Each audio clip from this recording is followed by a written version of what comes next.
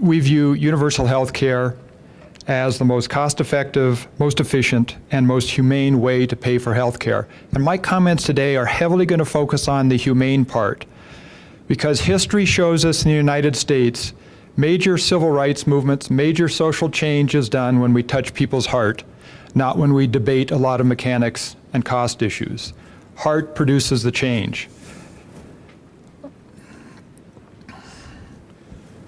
What we're looking for is a system that promotes a not-for-profit healthcare financing system in the state or at the state or national level, pays for comprehensive, high-quality, affordable healthcare services for everyone. It seems so straightforward. The only system that we believe meets all of those criteria today is improved Medicare for all. And I want to just pause and go back to terminology, some of which Irene touched on. But we're at a point today in this movement where we can be confused between universal health care, single payer, and Medicare for all. Coming into the room, can I just see a show of hands if others have wondered what's one versus the other? Yeah. Improved Medicare for all is a form of a single payer healthcare financing system that results in universal health care. And today, we should, in our opinion, we should be using the phrase improved Medicare for all because healthcare, universal health care has become too generic and too many people hide behind it without really saying how they're going to get there.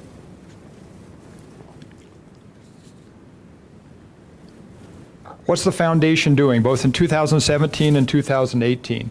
Well, think of this, realize also that this is your basic grassroots movement. Like every other social change movement, like every other civil rights movement in our country, it's grassroots. It's meetings like this, and hundreds more of them.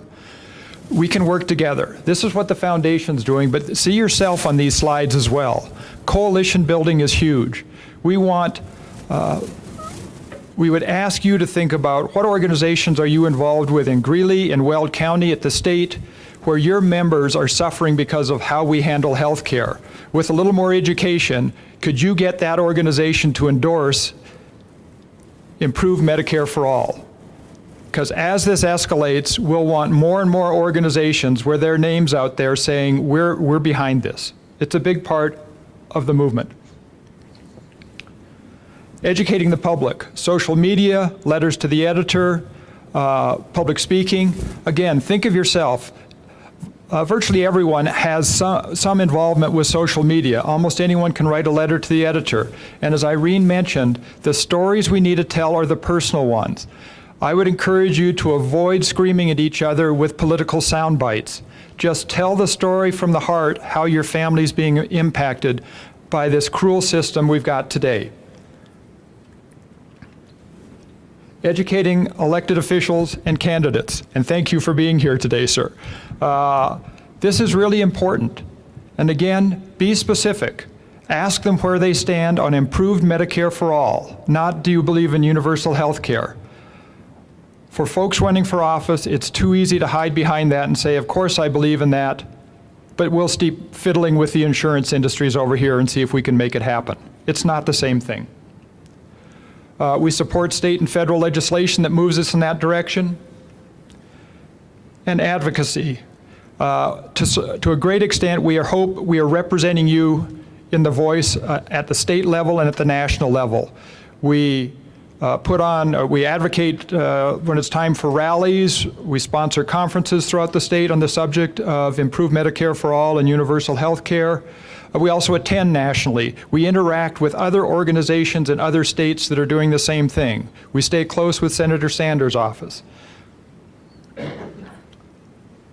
So, as has been mentioned earlier, what we have today is literally morally bankrupt. The crushing medical bills, the prescription drug bills, even for people who have insurance. And as the other speakers have mentioned, you don't think about that if you're living in another country. The idea that you might have to trade off the cost of medicine or seeing the doctor with food. The thought that you might actually go bankrupt because you can't pay your health care bills. It's a foreign thought. It doesn't even cross their mind that that's a possibility. Why would we allow that to be happening in our country? Those stories about the crushing costs are really important. People are reluctant to share those because they're embarrassed or they feel uncomfortable. But it's really important that the stories get shared. And it's not just those crushing medical bills. Think how our current financing system for healthcare undermines so many other things we value in our country. Everyone knows someone who says the only reason I'm still in this job is because of the healthcare benefits. It's not good for the person, it's not good for the company, and it's not good for society. Taking care of our elderly parents. The person who says, I'd love to cut back to part-time so I can really help with my elderly parents, but I can't, I'll lose my health care benefits. Same situation for the couple who says, one or both of us would like to cut back so we can have more at-home daycare, take care of our kids, instead of farming that out. Sorry, can't do that. If I cut back to part-time, I lose my health care benefits. And these are the things we say are important in our society, and then we put up a major roadblock to not allow it to happen. We put profit over people's freedom to choose a medical provider. Throughout this discussion of healthcare, there's always this very top issue. I want to pick my doctors. I want that kind of freedom and control. Absolutely. And then we interject this absolutely goofy and absolutely unnecessary feature called in-network versus out-of-network. And it changes from time to time. It's just nuts. Lastly, it discourages people from getting married. If you're a young couple today, or a couple of any age, you're going to do the math before you get married. Did we just put ourselves in a different income category and now we're going to lose the subsidy we're getting from the Affordable Care Act? Will one of us no longer be eligible for Medicaid, the program for low-income residents? So look at these and the other ways our current system undermines what we value as a society and ask the question, is this the country we want to live in? Why would we continue to accept this as okay and it's just the norm and we'll fiddle with it and hope it gets better? Look what it does to our economy. I talk to numerous small business owners and those who can't afford to offer a meaningful health care package. They say, I know as soon as I've got a good employee trained and up and working, within 6 months to a year they'll be gone because they're constantly looking for another job that has better health care benefits. It hurts the small businesses we say we love. Secondly, it's a major drain on profitability, whether it's the turnover cost at small businesses or the high cost of insurance for the major corporations. That 6.7% comparison for employers, major employers spend between 11 and 15% of payroll tax to cover the health care costs today. There's a potential for some great savings. We always talk about how much it costs us compared to what it costs overseas. There was a report years ago where General Motors used to say, I started at $2,000 per car disadvantage because that's the cost of health care I have to build into every car compared to other countries. A major cause of personal bankruptcies. Think of the ripple effect. If I go bankrupt, how many other people, organizations lose financially, and just all of the time and effort we put into society when hundreds and hundreds of thousands of people go bankrupt due to medical bills. What an absolute waste, but we keep putting up with it. We talk about the advantage, how important it is to get those entrepreneurs the chance to get their bright ideas out and working for us. And then we put up this major roadblock when they say, I can't leave my current job, I'll lose health care benefits. And last but not least, our current financing system inflicts huge financial and social costs on our society because we are incapable or choose not to really provide access to meaningful mental health care. We read about the big issues week to week, the next shooting from someone who's suffering with mental health issues, but 1 in 4 of us deal with mental health issues during the course of our lives. And we virtually abandoned that in terms of funding meaningful mental health care. What we have is morally bankrupt. It's a drain on our economy and it's an attack on our families. Why would we continue to accept this as okay? This model that's driven by, are we paying insurance companies enough? Think of this as we have every other major civil rights issue in our country. The first question is always answer the moral question. And with due respect to folks in the audience, a lot of these detailed questions about can we fiddle with this, can we fiddle with that, it's the wrong question. The right question from the beginning is, what's the morally correct thing to do? And when we decide to go in that direction instead of fiddling over here in this direction, we're smart enough to figure out the details. We've done it before, numerous times. The creation of Medicare was fought enormously. That was not an easy sale. Think of what we went through as a country with the civil rights movement, the movement for women's equal rights. Once we made the moral decision, we were able to figure it out. We can do it, we've done it before, and we can do it again. From the foundation standpoint, improved Medicare for all is the only option on the table that gets us going in the right direction and takes the insurance industry and the pharmaceutical industries out of the driver's seat. So thank you very much. And I'd ask you, if you are so inclined, please go to our website, not the least of which is to get some information that might be helpful. But we're heavily volunteer-oriented. Consider a donation if at all possible. It's couniversalhealth.org. couniversalhealth.org. Thank you very much. So the question, if I can paraphrase, was, for those who say we really need market conditions to work, and we should keep moving in that direction, I think there are a couple of answers. The first one is, how many more decades do you need? We continue to hold on to this flawed model that somehow healthcare, and one of the other panelists mentioned it, that somehow healthcare is like buying a refrigerator, where the buyer and seller both have enough information to work collectively with each other. It's not the same situation. It's not a free market issue. Simply doesn't work.